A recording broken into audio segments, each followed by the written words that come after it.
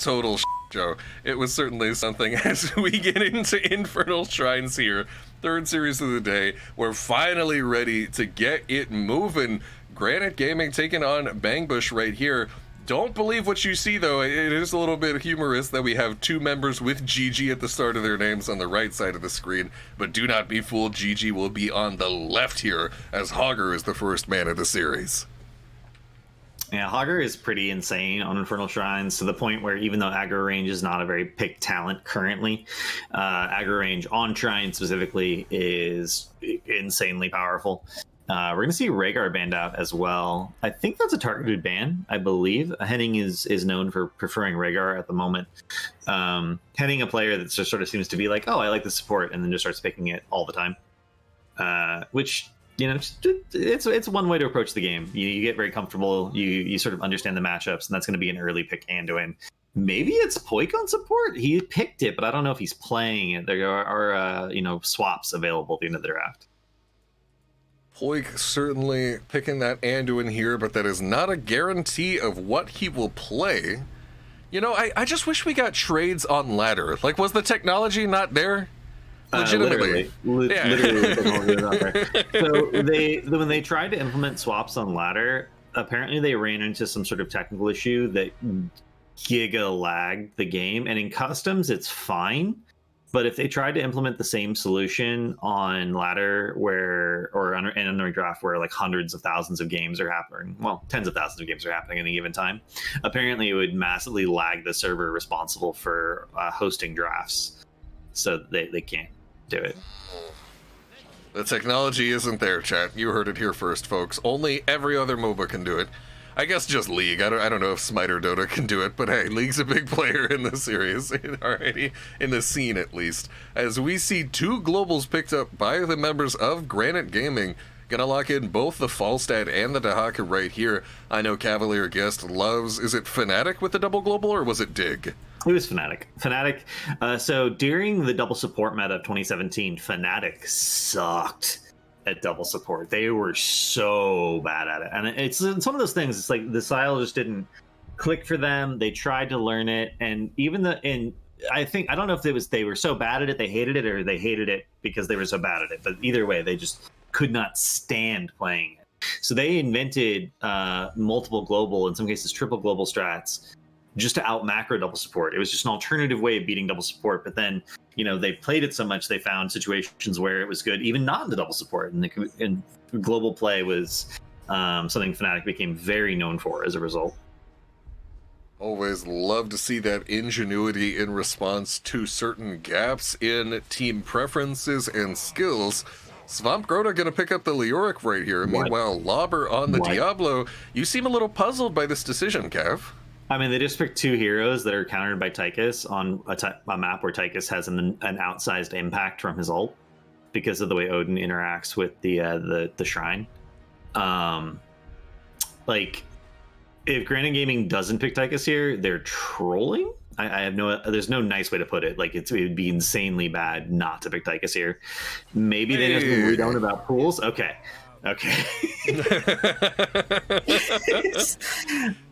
Cav was about to lose his mind, but no. Cav was about to lose his mind. Cav was about to be burying Tychus going to be picked up by Azerite here. Matches up very favorably into both Diablo and Leoric, as well as Odin really contributes to that shrine clear. Also strong defense against the Punisher and strong siege with the Punisher. In basically any given game on shrines, Odin going to get large value, but also very notably, there is a Medivh here. There is Medivh into Garrosh, into Dahaka, and Cav, I feel like whenever you see Medivh Garrosh, I feel that it's almost a game of chicken, in that whoever uses their cooldowns first seems to lose, right? In that if you throw out a portal, Garrosh just throws them away from the portal, they can't reach it, they die. But if Garrosh throws people first, then they just get portaled out and they're fine. Yeah, that is what should end up happening. So in a lot of ways, it comes down to who's more disciplined with their cooldowns. And when it comes to using cooldowns in a disciplined way, and particularly in playing around Vision, I'm going to bet on Breeze all day, every day. Washed as he is. No. Breeze is very good about disciplined cooldown usage. Whereas I think most people get antsy when they're playing Medivh and they're like, I got to do something. I'm going to portal someone in. I'm going to give Diablo that wallbang angle, and then the Diablo is going to die because portal is not available. The wallbang angle? The wall bangle, if you will? Sweet see bang bush. You might as well like use like a cooking it and call it a wang jangle or a wangle. I just love my portmanteaus. I can't live without them. As we now see on the right side of your screen, they're still talking in something I have no idea what they're saying. The chat assumes it's Swedish. Bangbush gonna be playing Skoog on that Leoric. Bishop's playing Sylvanas. Swamp Grota on Medivh. Very talented player, able to play a lot of different characters. Well, I've seen him on the Sonya, I've seen him on Bruisers, but now he's on the Medivh here. Lauber on the Diablo, and heading after getting his Rehgar banned away, gonna be playing Brightwing. Cav, who do we have for Granit Gaming? On the left-hand side of the map, we have Breeze on Garrosh, Azurite on Tychus, Poik on Anduin, Make on that Falstad, and Wubby on Dahaka. Ooh, and there is Lauber going to get thrown away from his teammates. No portal available. Ragdolling way on out into the side right there. 1-0 Poik in the chat. I like the ping on the Medivh to be like, where was the portal? Where was the portal? Where was the portal? 1-0 Diablo Flash coming back up at 5:45 apparently. Really good stuff right there. Sums down on Diablo has been called. Swamp Grota portaling in on Azurite, looking to get a few stacks right there. Able to avoid death in the level 1 fight here. Breeze now moving forward, trying to interfere with the members of Bangbush who have started their siege camp, but this is already looking like an all-out brawl, as of course Granit Gaming wants to go for the invade if they have offlane, and I question this position of the Leoric right here. I have found that in casting Masters Clash, the teams that successfully defend against these early invades the best tend to be the teams where the offlaner anticipates that rotation and rotates down in time, but Skoog was soaking top lane right there, so it was just an easy walk forward by Granit Gaming, completely allowed to take that camp for free as they now transition over to their own siege camp. Yeah, one of the tough things about being an offlane is you're not just soaking the minion wave, you have to think about not only the matchup, but what your team needs from you. And whenever you're into a global, if something else is up on the map that the global could potentially be used to secure, you need to force prio, in some cases even if it means like inting your health bar and using your tap early to like bounce your health back up. So Sko, second wave of top there, really needed to aggressively clear that second top wave and then immediately head down, and we didn't see that out of him. And with the lack of the offlane rotation and easy invade for the members of Granit Gaming, both teams now cycling on over to their bruiser camps, and notably we see Make here holding top lane against Skoog.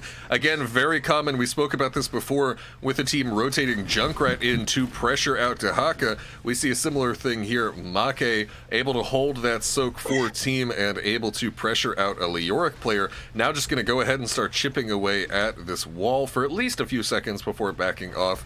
Medivh catching some soak in bot lane, both teams forming up on objective number 1. There's another layer to this, which is that Falstad can fly to the mid shrine from top very easily, but he actually has to move a little bit to fly to mid shrine from bottom. So they put the global that has a constraint closer to the objective, and Dahaka, who doesn't have that same constraint and has a true global, but it only can go into a bush, in the bottom side. Ooh, Wubby. That's how you got to play with globals. Wubby trying to defend against this strong bot side push from the members of Bangbush, taking some damage in the meantime and missed a tongue. Medivh at 15 out of the requisite 40 stacks to complete the Master's Touch baseline quest. Is it still called? Oh, it's not even called Master's Touch anymore, but that's what it was back when it was a level 7 talent right there. It's just Arcane Rift now. Here we see Make getting a little bit of bullying onto Skoog in the top side. And the members of GG free clearing out this shrine at the moment. They did face against a bit of bot lane push from Bangbush, but it is short-lived. And Kev, I'm not really understanding here as we hold on a second. We see Diablo get tongued out. He's going to go out. Oh, there's the Indomitable from Breeze trying to find the throw into Henning, but actually throws out Lauber instead. Skoog taking a lot of damage, forced to back off right there. Looks like he also popped the Ossian Renewal, trying to ensure his survivability. But Cav, I don't really understand what's happening here with the Brightwing build. Could you maybe help me understand here? No. Okay. All right. I honestly, Critical Mist is currently so incredibly overtuned that it's really hard for me to imagine a scenario where you should be picking anything else. And then along with that, the auto attack range is really good to get more critical miss. And the increased attack range also gives you safety. Like, if you want to contribute damage to a kill and you're autoing someone, the further away you are from Garrosh, the better off you are. Hopefully we see Blink Heal. Blink Heal, by the way, portals are allies, so you can blink to portals, so it's very unusual to not see Blink Heal when you're in a mid-deep Brightwing comp. Yep, you can basically always make sure... Something got caught in my mouth right there. You can basically always make sure that you can get to a portal because you can Blink Heal directly to them. Bishop's now guaranteeing that Bangbush will be able to take out that bottom tower for just a moment before heading back to the mid defense. The members of Granite Gaming trying to see if they could have caught Bishops on the rotate. Oh, we even saw Wubby very deep right there trying to catch Bishops. Bishops, though, you see the experience, you see the discipline not getting caught on the rotation right there. Wubby now popping that Lurker Strain, able to get on out.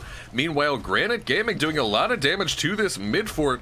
Bangbush searching for the kill with those Medivh portals. Henning gonna tank the jump from John Cena, not too worried about it. But level 10 secured for Granite Gaming as well as first fort of the game.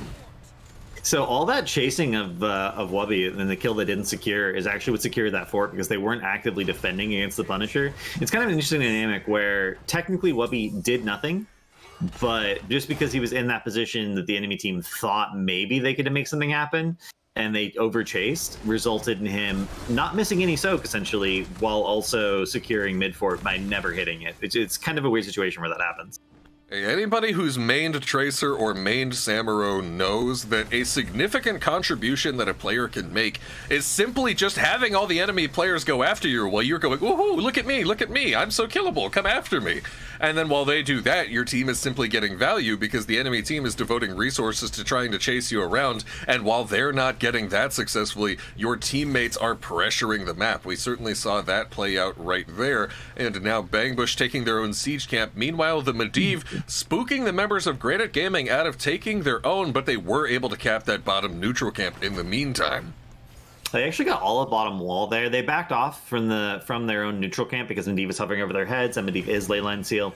It is going to be Leyline Seal plus APOC, so we are going to have that combo coming out. And we'll have to see if they get the timing right. But this is something that we've seen a lot of teams mess up. Timing-wise over the years, not even just necessarily amateur teams or anything. It's been like sometimes HGC even, especially if the upgrade is taken and the timing changes a little bit at level 20. We've seen that be inconsistently done many times. Retso, thank you so much for that raid right there in the middle of our series here between Granite Gaming and Bangbush. Both teams now looking here. We're on equal talent tiers. An early start onto this bruiser camp from the members of GG. We're going to see Bangbush now clearing out the mid lane. Bishops taking advantage of the Shadow Wave at level 7, buffing their ability to instantly damage out a wave, getting 3 stacks of Banshee's Curse onto everything.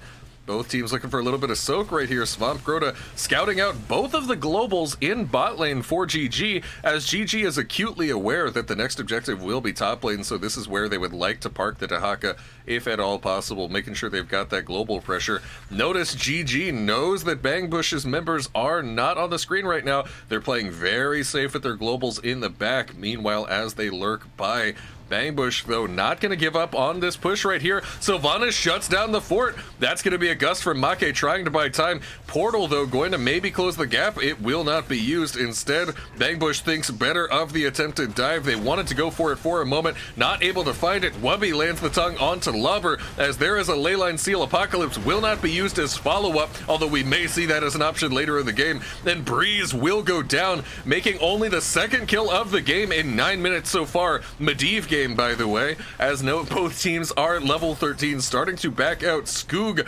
really in that Wraith walk for a long time here as we see the Royal Focus coming out. Ominous Wraith, actually, Royal Focus is the level 16. Ominous Wraith, this is your classic competitive E-build Leoric, going to be focused on debuffing the enemy team, spending a lot of time in Wraith walk. The damage reduction doesn't work on percent damage, so the main damage dealer for this comp is actually the Tychus with his trait. Hopefully they'll be able to get some work on damage reducing the Odin. Maybe that'll work out for them. Falstad, of course, is going to be playing a little bit on the flanks as well, so it should be relatively hard to damage reduce him.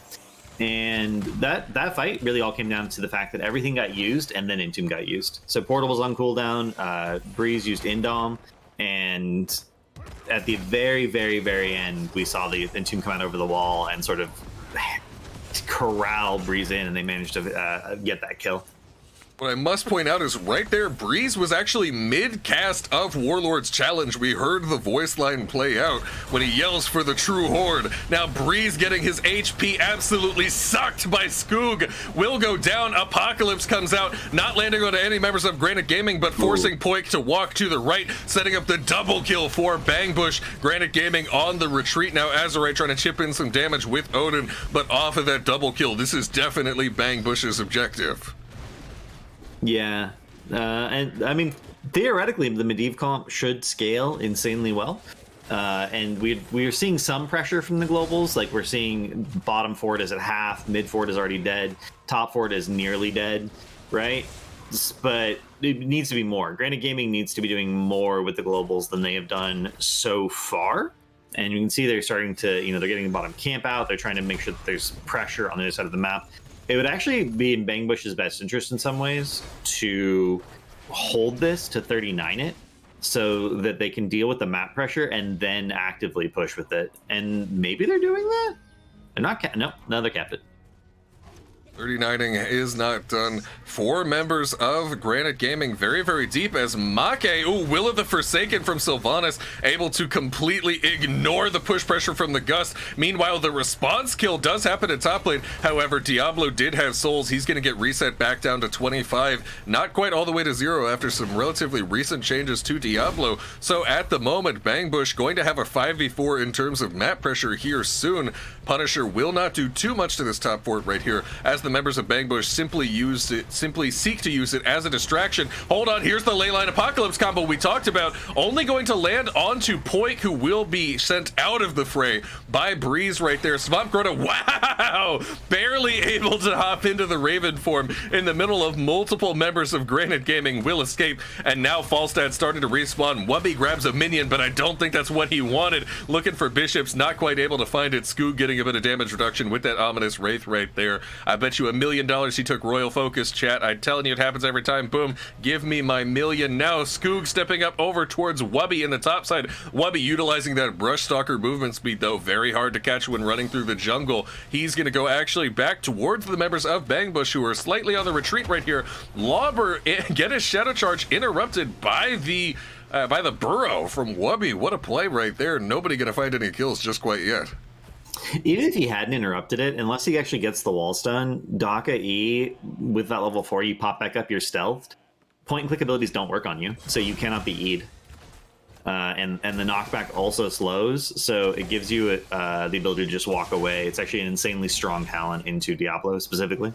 Ooh, Breeze waiting at the minion wave because he knew that was the only viable location for heading to Blink out to, with no other heroes around, no portal nearby. The only place Brightwing could have gone was the minion wave, and Breeze just absolutely lurking, ready to pop that Warlord's Challenge. What a solid play, what good recognition, knowing that the fort can't really hurt him in that scenario, as now Granite Gaming gets a very well-timed pick, only the 7th kill of this 13-minute match. Masters Clash, a tournament that I would consider to be a highly bloodthirsty one overall. A surprisingly low kill game, but as I said before, Medivh, by the way, he's certainly going to make some people that should die absolutely not, even though there's no way they would escape with any other character. Wubby fishing for the tongue onto Lauber and Bishops, able to find neither. Now gonna back off just a little bit right here. Brightwing respawning. Of course, she's a global. She'll be able to rejoin the combat whenever she needs.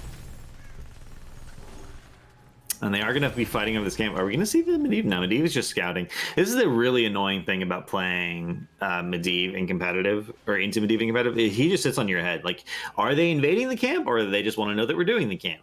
Are they going to pick me, or do they just want to know that I'm here? Like, it's you never know for certain if you're about to get portaled on and die, or if you're going to get leyline seal played for like point control, or if they're just scouting for vision. And Medivh's behavior is exactly the same in both cases.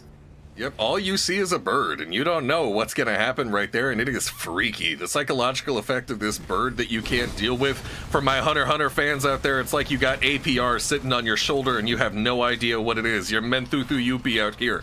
For all my non-Hunter x Hunter fans, that sentence was completely unintelligible, as we now see Breeze taking a lot of damage in the meantime. Apocalypse going to be follow-up, but Breeze able to step out of everything. Leyline Seal in the previous fight not connecting on anything, and neither will Apocalypse. The members of Granit Gaming able to come out relatively safe. Meanwhile, they do have a siege camp pressuring bottom, a fully healthy siege camp in the meantime. Breeze gonna get wall banged by Lauber. Oh, Sylvanas though, no fear whatsoever, diving the backline of Granit Gaming. Bangbush picking up a quick double kill. Leyline Seal gonna stall Poik in time for the rest of Bangbush to show up. Wubby hitting that ranged isolation, trying to save their teammate, not able to get anything. Meanwhile though, no wave present for Bangbush. There, even if they got this objective right now, they're not going to have that necessary bot lane push pressure to push with it. Level 20 now achieved for the members of Masters Clash Academy. Skoog gonna be left to hit this clear. Meanwhile, we have the rest of the members of Bangbush going over here for the mid pressure.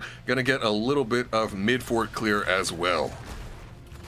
Yeah, that was an insane fight because Bangbush used 4 heroics, got nothing out of them, and all they had left was Blink Heal, whereas the only thing that Granite Gaming had used was Gust, so they had 4 heroics, but they lost. They lost a fight. It's always a feels bad moment when you feel like you should have this massive buttons advantage. But Sylvanas just diving into the backline alone, no one was able to peel her off, got that solo kill essentially onto Falstad.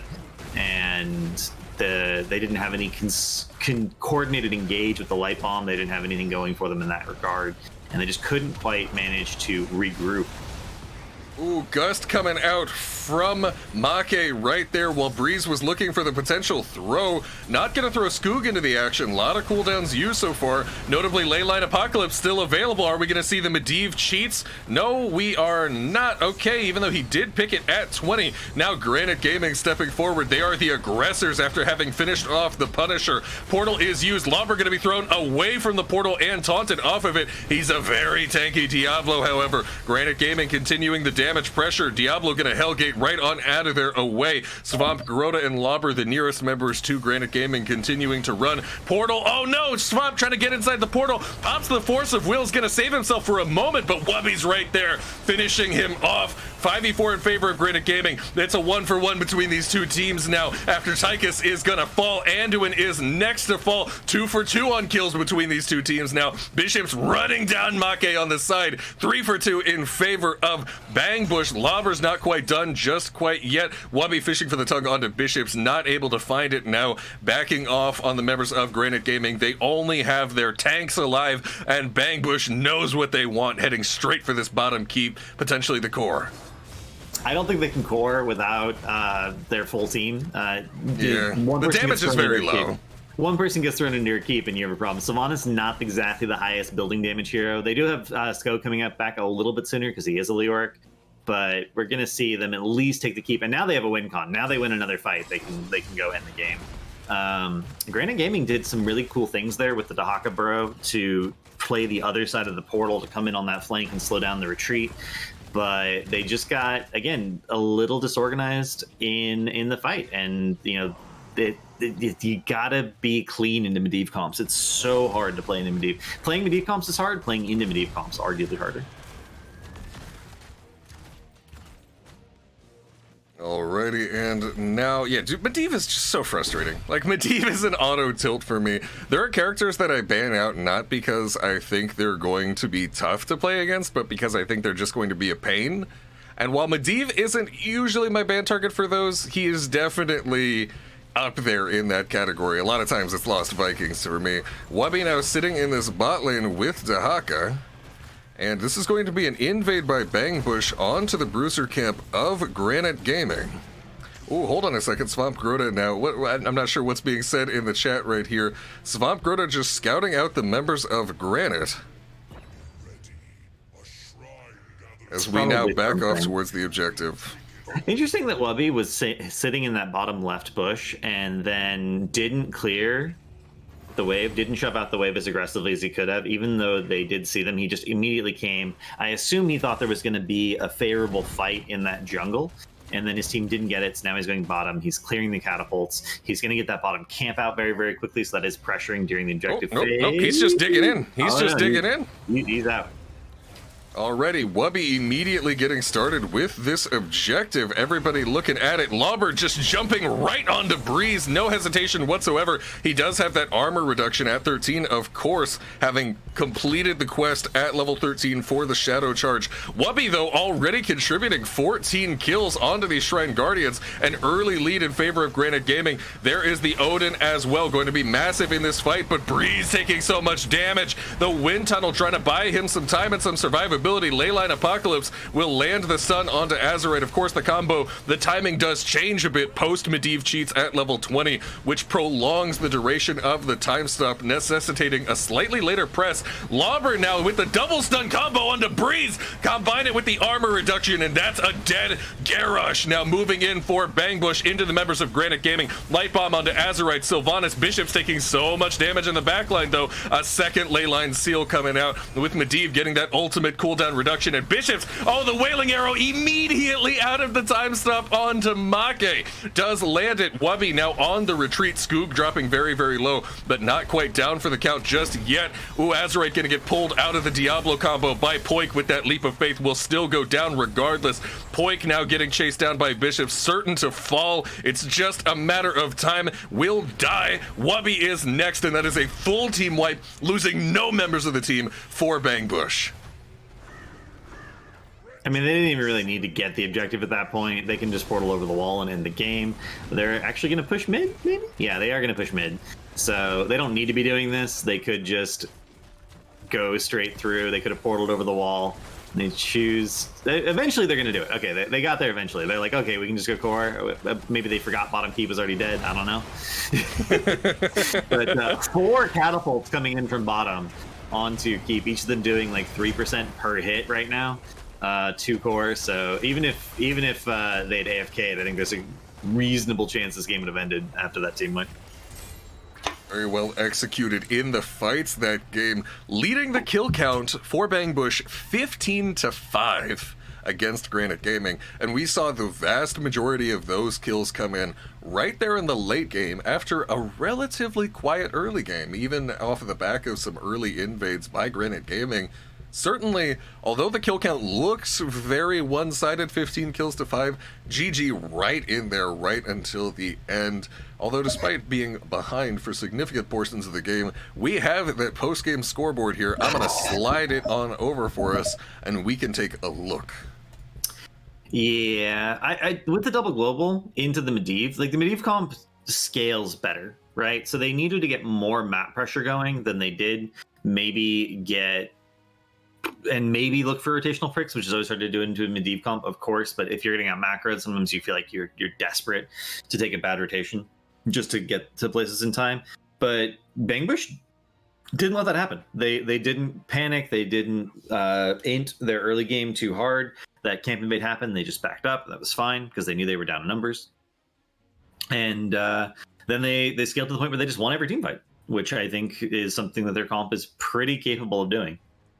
So there's one thing specifically, just hearkening back to a remark you made earlier. You noted that we see Leoric, okay, as I mentioned before, going for the E build with the 13 and 16, the Ominous Wraith, reducing the damage of everyone that he comes in contact with, Royal Focus allowing him to Wraith Walk more often and do more damage out of Wraith Walk. But you mentioned that this was into the percentage damage of Tychus. Do you think that that's enough of a factor that the E-build Leoric is a mistake and that he should go for something else? Or do you think it's still the right call? I do think E-build Leoric is a mistake for a much subtler reason, actually. Okay. Which is that if you damage reduce people, they're less likely to trigger Arcane Explosion on Medivh. and they're less likely to trigger the CDR from his 13 as well. So it's actually an anti-synergy to damage reduce people. It sounds strange. It's an anti-synergy to damage reduce people when you have a Medivh, because you want Arcane Explosion to go off for the damage, and you want the 13 to go off for the CDR, so that your W is on a 5-second cooldown, essentially. That makes perfect sense to me. So then, assuming we've got that, okay, we're not going E-build.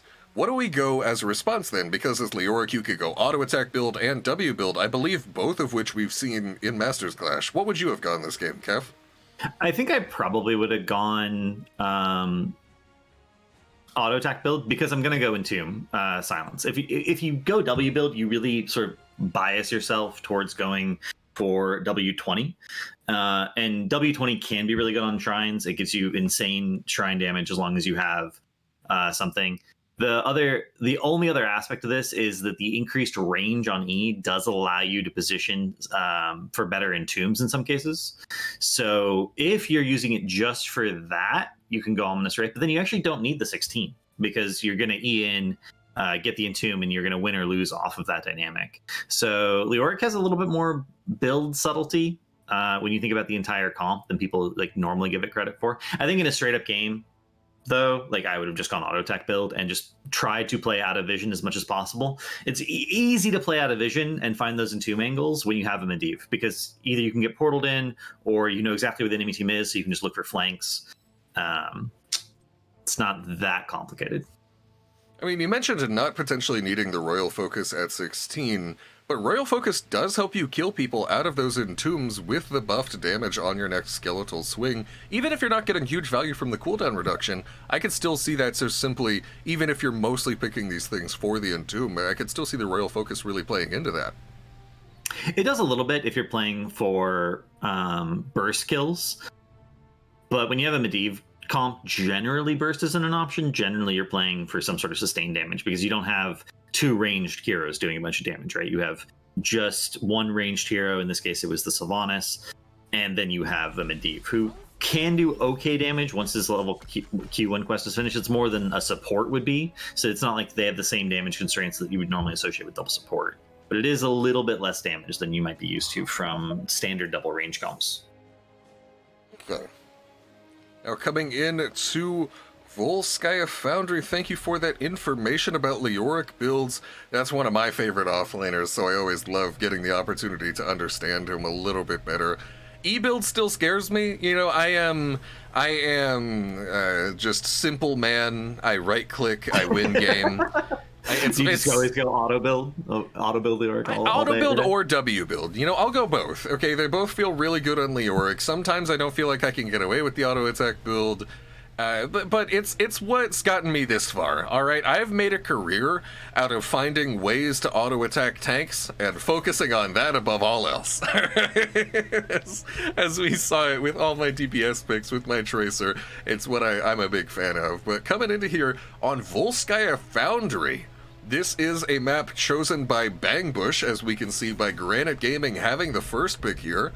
Remember, this is the final game of the regular season for each of these teams. Some quick off-lane bans going to come out right now. Hogger and Blaze both off the table, and very notably, not a great Dahaka map. Very few bushes with all the mechanical stuff going around. Not a lot of smoke vents for Dahaka to be able to dig into. So this really opens the floor here for a lot of different off-lane picks. I'm interested to see what we see. I mean, they first pick Stitches, but that could be offlane Stitches. Wubby actually known at various points throughout his career for being one of the few people who actually liked playing offlane Stitches. So they could opt to role swap it. Falstad, Brightwing, actually really good responses. Polly slows down the kidnap, right? And Falstad, if he's in the right position, can actually gust the Stitches away from being able to run away with the target. If it is going to be a Gorge pick. And that... those are globals, right? It can do a lot on Volskaya Foundry. I was kind of wondering if we were going to see some sort of cheese comp coming out of Bangbush. You know, there are several cheese comps that exist on Volskaya Foundry that we've seen in CCL, for instance. The Diamond Hands, Zul, Stukov, Medivh thing, for example. But I'm not going to see that. We're going to see some pretty standard picks.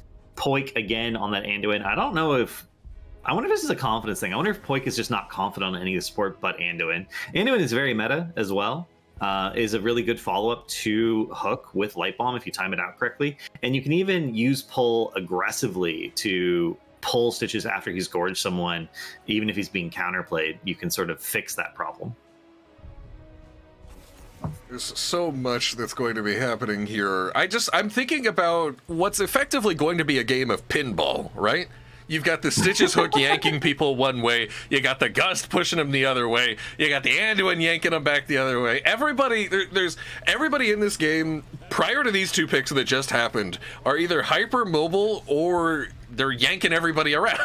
It's going to be fun to watch. I expect to see some bouncy back and forth action right here.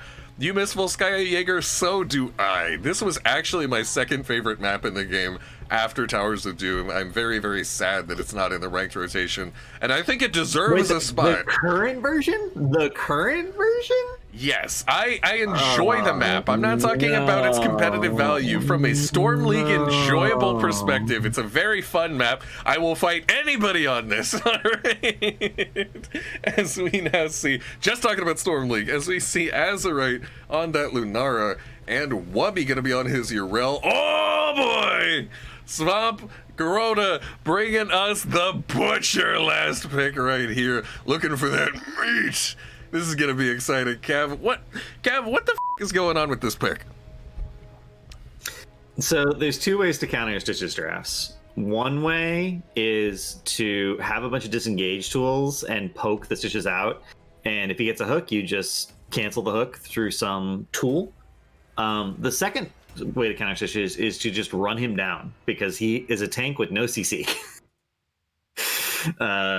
That could have been Mal'Ganis instead of Joe, right? And it would have been like, what are you going to do? Like, you can't CC the Mal'Ganis. You don't have any if you don't have any CC on your tank.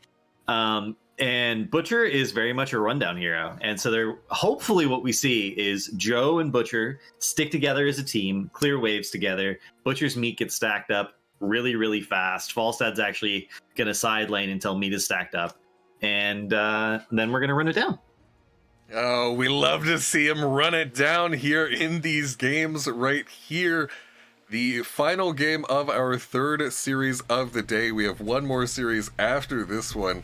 I'm excited to see the Volskaya gameplay. This is something you don't see every day, but I think at the very end of the season, teams are perfectly willing to mix it up as their positions in the standings get a little bit more locked in. They're not fighting for seeding so hard now at this point of the game, and you can certainly see him get a little bit wild with it. Swamp Grota picking up the Butcher. I'm excited to see what happens here. I just pray that we don't see a vegan Butcher, okay? I want to see Butcher at least pop off a little bit, okay? I don't want to see it just get denied the whole time, but who knows what's going to happen, as here on the right side of our screen, we have Skoog on that Falstad. Bishop's going to be playing Hanzo. Henning, once again, not on the rig, are going to be playing Brightwing for a second time this series. Labra on Johanna, and Swamp Grota on the Butcher himself. They're all talking in Swedish. I don't know what's happening. Cav, who do we have on Granit? We've lost Cav. All right. Cav, are you there? Hold on, I think he's DM'd me. I'm trying to look. Cav says muting BRB. Alrighty, we have on the left side of your screen, Poik gonna be playing that Anduin, Make on Sylvanas, Azerite on Lunara, Breeze playing Stitches, and Wubby on that Urel. Viewers, we need a search party for Cav. Make sure he's okay. Search party for Dufresne.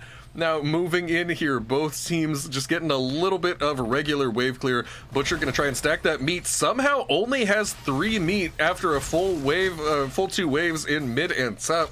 Not really sure what's happening there. Swamp Grota now stepping up, picking up a bit of meat right here. Turrets have spawned for both teams. Make immediately on turret for Granite Gaming's side. Meanwhile, hold on a second, Bangbush looking for the rotation towards Azerite, Sentinel Wisp, sniping it out, scouting it out, and Bangbush still not even a thought towards going onto either of their camps. Welcome back, Cav.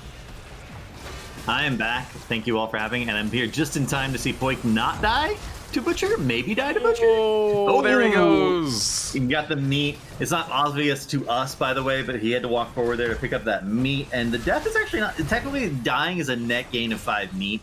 but dying even in the early game usually means you miss a wave, which is a net gain of 7 meat.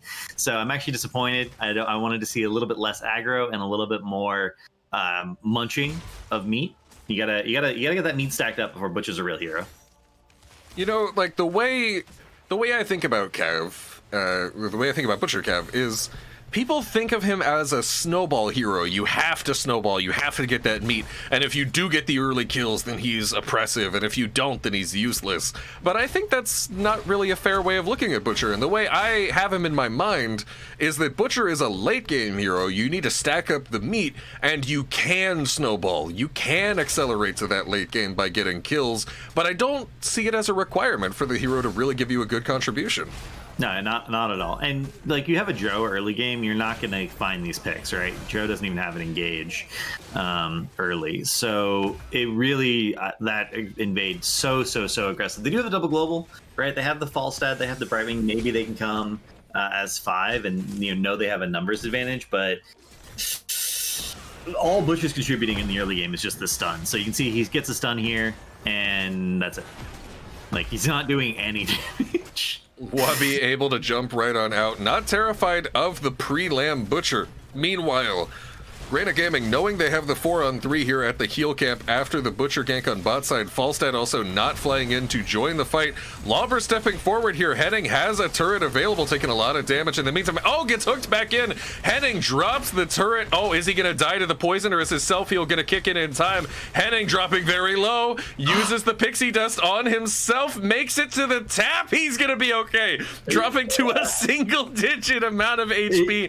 I want to say I saw 6. Yeah, he was at 6 health twice during this odyssey of not dying. Dodges the hook right there, and that maybe is going to be a kill on Azerite. Nope, it's still not enough. See, that's the thing. You can't, like, even if they're low, until you finish meat, you're not killing anyone by yourself. All you contribute is the stun to someone else doing damage, but no other damage dealers were in range. Now Swamp Grota getting a bit of mid-clear, and over again we see Butcher's relative lack of damage, but hold on, the stun, just contributing a stun is a very important part of a team-wide CC chain. Poik, I'm a little bit puzzled as to why he was positioned so far up in the first place against such aggressive kill pressure, but currently, what's up, Kev? I know the answer to the question. It's because Poik is a ranged player. Of course, yes. The desire to into strong. Swamp Grota just charging right on in here, utilizing that 50 spell armor. Am I crazy, or is this a bit of an int? I don't know. Straight ending. You can't do this. You can't. This is not how you play Butcher. You just got to hit waves until your meat is finished, unless someone is massively overextended and your team is there to help you get the kill, because you will not be securing these kills in the early game. Breeze did actually, by the way, doing the absolute correct thing there. He was branded, and he just walked away. That's the trick to counterplaying overly aggressive Butchers, is let your team hit them, and if you're the one who's branded, just literally kite away, and Butcher can't heal, and then they're gonna. Yeah, but it's very important that you do not let Butcher auto-attack his brand target and get all that massive self-healing. Lunara showing she's a consistently strong hero at trading damage, able to win the trade into Bishop's Hanzo right there. Triglav Protector is utilized on mid. Cav, we saw yesterday when we were watching some Volskaya Foundry gameplay. Hold on a second, Swamp Grota actually going to go in on Azerite, and Azerite will fall. Swamp walking over, picking up that meat, jumping up to 82. And it looks like that will be the end of the bloodthirst for just this moment. Granit Gaming now getting level 10. But Cav, I was speaking with Dino yesterday on our cast, where we also watched a game of Volskaya Foundry, and notably, the first 2 Triglav Protectors both just made a beeline for bot lane in an attempt to take the fort out so that the 3rd Triglav Protector, which is always in the bot lane, could go on to keep. We're not seeing the same strategy here. Do you think that's a mistake, or does this make sense? No, I think in the current, because before it was you would kill mid wall, you would go top, you would kill. Oh, damn! Ooh. Make outplaying massively there, getting the kill in the 1v1, has 124 health remaining at the end. But wait, Lubber! Oh! No! The spray too! After he picks up the kill! That is so sad that Butcher is top lane and is unable to pick up that meat. That is unfortunate. But yeah, without being able to kill the well mid to help secure the top objective, you may as well just set up for the 3rd objective push. And that's also a result of the objective being nerfed so many times. It's not the OP thing that it used to be. This is a map where you can now scale. It's not going to snowball on you, assuming you're actually picking up the meat.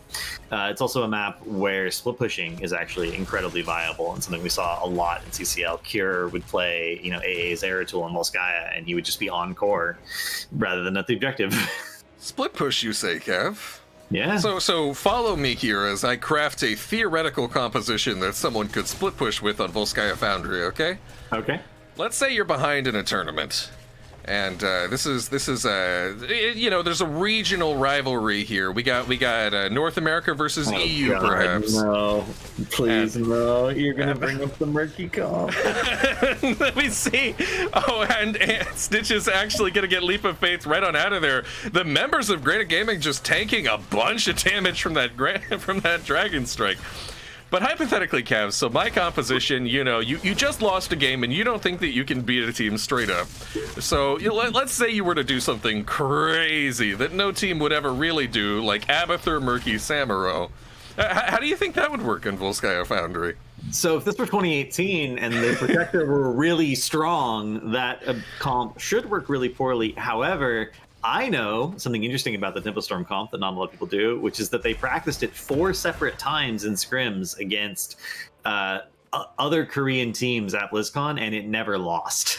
It was actually 4-0 in scrims against, I believe, Miracle. But Genji was not Miracle. That's what it came down to. Yeah, that... I feel like NA is never going to live that comp down from 2018. As we now see Lobber rotating over, scouting out, clearing the Sentinel Wisp. And hold on a second, as we walk away, some aggressive damage trading from the members of Granit Gaming. Blessed Shield does go out, but not going to set up a kill right here onto Azerite. Swamp just charging right in, and there's the Gorge Leap of Faith combo. There's the Light Bomb follow-up for Gorge, just like you talked about. Phase Shift from Brightwing, not going to land in time either. Making the big plays by the members of Granit Gaming, finding those pickoffs right there. Level 14 for both teams. Falstad going down just before this objective, meaning Wubby will get some free time to charge the Triglav at the moment. Swamp Grota now rotating over, finds Make in a bush. Will he charge in? There it is indeed. Oh, Make able to dodge the lamb to the slaughter, getting right on out of there, completely wasting Butcher's ult. And Butcher would love to get charged sooner or later. He's at 144 meat, but missing that kill opportunity right there is a little bit shaky for him. He goes right back in. And 151, he is essentially 2 kills away from completing it, or 7-ish waves. Hopefully we get it done, right? The one Butcher game we saw in CCL, Butcher literally didn't finish meat before he lost. So, it's not a game. It's not, Butcher's not a hero. It's like Varian. Remember when Varian wasn't a hero until level 10? Oh, wait.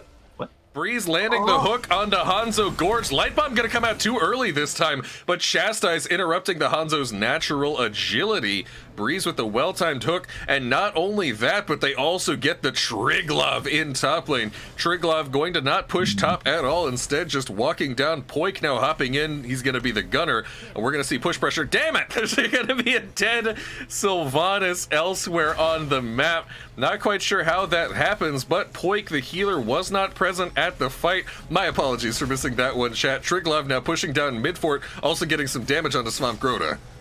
Yeah, Butcher wasn't there for that kill bottom, unfortunately, so he doesn't get any meat from it. It would have had what he needs left, essentially. And the Trigger Protector, 37 seconds left, 77% health. It's actually very healthy. They're at a point where they need to int it a little bit to get value out of it in the remaining time, the health it has, but Anduin's in it, so they can't int it. They need to either swap it out, or I guess they just wear it out. They just chill, and the ranged lamp! Wow! Turret, can he get it from over the wall? Bishop's actually going to be the one to steal it. Swamp Grota, after getting that kill, is less than a full minion wave away from completing meat. If he just picks it up right here, he will get finished. Wait a minute, Breeze. Okay, I tried this minion to get out. That was actually really nice. Uses the unstoppable frames, and he is done with the meat. This is a historic occasion, chat. You've seen a butcher complete meat in a competitive game. Something ladder butchers can do consistently, but competitive butchers struggle with for some reason. I don't know. Yeah, who knows why? As now Bangbush, fresh with their butcher with the glowing axe in his right hand, takes the biotic emitter top lane. Granit Gaming, meanwhile, working on their own turret camp. Make gonna pick it up. Meanwhile, let's look. Make, notably not Mercenary Queen. We saw Unstable Poison picked last time on Volskaya Foundry for Sylvanas, and again this game, so 2 games of Sylv on Volskaya Foundry, both games Unstable Poison. Cav, do you agree with this decision? I mean, Mercenary Queen does affect turrets, right? That's the main reason we sometimes see Mercenary Queen on Volskaya. So if you're going to get a bunch of turrets, and then if you're going to save those turrets and have a big team fight with them, I think it's really OP. I don't know if this is the game where you're looking for massive team fights, though. I think you're just looking for picks off of the Gorge hook combo, right? And what better way to facilitate vision plays like that than having insane wave clear? That makes perfect sense to me. I could see an argument always for possession on every map because of the way it enables you to push harder, and this is of course an objective that can push relatively quickly, right? But I actually like it. I like having the insane wave clear because less time spent in vision is less time getting ganked and more time ganking. Yep, rotational advantages always huge if you're playing a comp that wants to do that. It's really just a question of, do you want heavy rotations and wave clear? Do you want the team fight? Do you want the ability to just push stronger? Really just 3 major choices Sylvanas has, all of which very strong at that level 4. Butcher still sitting at exactly 200 meat, not picking up any kills ever since completing meat, now lurking beneath this bot lane right here. Wubby flying in is not going to get charged by Swamp Grota, maybe wanting to find somebody else isolated out, is starting to retreat now back over to their own side of the map, and we may just see some calm scaling and waiting until next objective. I mean, that sounds like a good idea, but it's really boring. I need someone to run it, like, right now, just to my own personal entertainment. And Breeze has been hooking so many minions, and I think it's not even Breeze has been hooking minions, it's that Bangbush has started standing in minion waves, realizing that if Breeze is off the map, they need to be unable to be hooked, essentially. And that ties into having more wave clear, by the way. Like, if the wave is clear, you can't stand in the minion wave. Yeah, CavalierGuest with the shocking revelation that you can't hide behind minions that don't exist. Alright, now both teams approaching level 20 here. Swamp Grota getting a little bit of soak. Breeze fishing for the blind hook. Not 100% sure where the members of Bangbush are. Bangbush very slightly has the XP lead, now securing their Storm talent tier. Lobber gonna push Wubby right on out of here. Not looking to commit too hard to a kill. Urel's a very hardy character. Granit Gaming picking up a turret. They're now holding at least 2 items. There may be an item in the hands of Sylvanas. There is indeed 3 items, 2 turrets, and a biotic emitter in the hands of the members of Granit Gaming. Level 20 achieved for both teams now. We're about to see the final 20 talent picked in. There it is. Lobber stepping forward right here. Aggressive Blessed Shield only hits onto Poik and will get gorged in the meantime. Butcher following up onto Wubby. Ardent Defender denying the charge value. Lobber is deep in there. Henning gonna join them, and that's actually a slaughterhouse. Wait a minute, it's gonna get the kill onto Azerite. Only 1 kill so far. Urel going to drop. It's a double kill. That's 3 turrets pushing right here in unison, absolutely shredding through this fort for the members of Bangbush, fresh off of that double kill, pressuring forward right now. They have 0 desire to step on that Triglav. They're just pushing out this bottom keep. Yeah, Sylvanas is actually pushing mid during all of this, trying to get a little bit of a lane advantage. That's a situation where possession, by the way, is super OP. She will have to back for the defense. There's no chance that they can defend this without a ranged hero. And she is backing now, I believe. Okay, yeah, and they are going to try to core. This should be holdable, but again, Stitch is in a situation where he can get run down right here. This is not where he wants to be. Pull is available. We're going to see that into a condemn. He just walk his way out. Poik ends up going down. Make, however, is alive. Make is the most critical hero for this core defense. It really is going to be all up to him.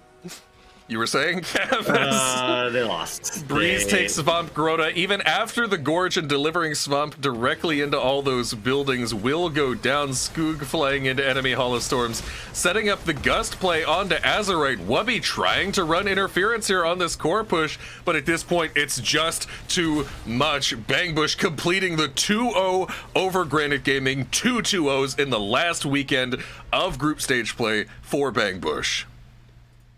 That was insane. I gotta get going because Oxygen Series is coming up in 3 minutes. But thanks for chat. Thanks, Mockery, for having me. And I'll see y'all later.